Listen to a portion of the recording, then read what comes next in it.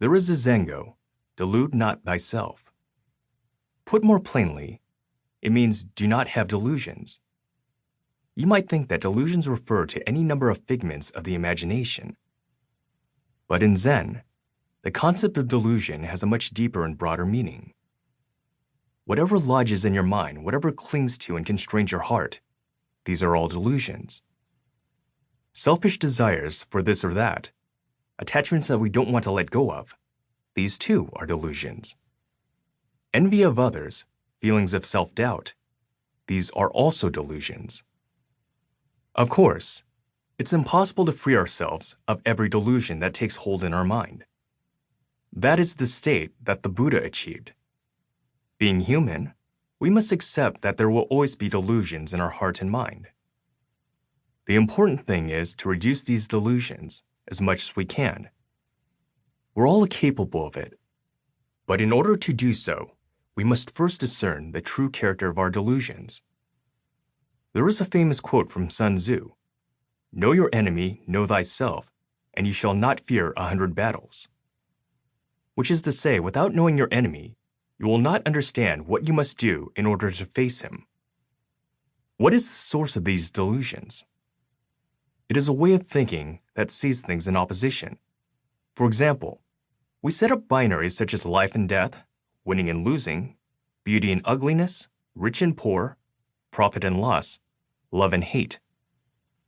Death is seen as being in conflict with life, and when the two are compared, we perceive life as sacred and precious, while death is empty and forlorn. That guy's lucky. I never seem to catch a break.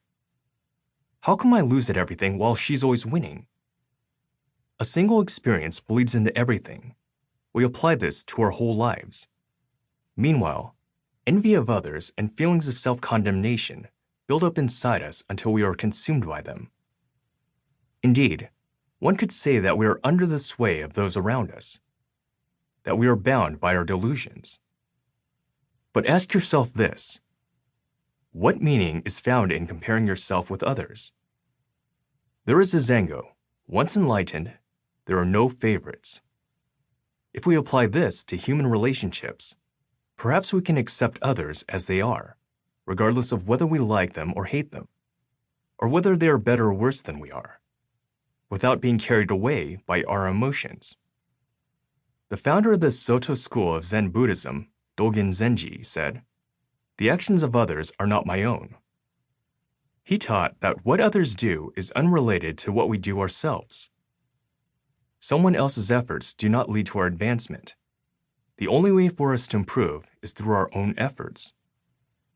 Zen teaches that the existence of everything and every person is absolute unto itself. There is no comparison. This is true for you and true for others. There is no comparison. When we attempt to compare things for which there is no comparison, we become preoccupied by what is irrelevant, and this is what creates anxiety, worry, and fear. When you stop comparing, you'll see that 90% of your delusions disappear. Your heart feels lighter. Life is more relaxed. Don't delude yourself. Think of these words every so often. Let them become a way to cheer yourself on, to say, "I believe in my absolute self, without compare."